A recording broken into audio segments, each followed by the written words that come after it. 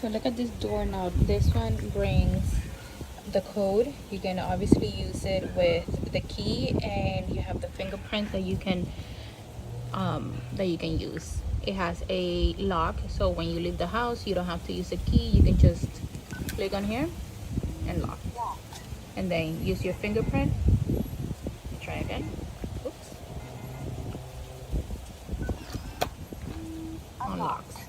You can use the code as well to unlock, and it's super heavy duty. This is the inside, and it will let you know once it's running out of battery.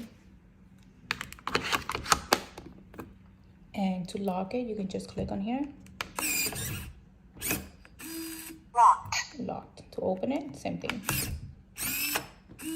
Unlocked. Or just use it like a regular. It's matte black, super secure, easy to put together. Love it.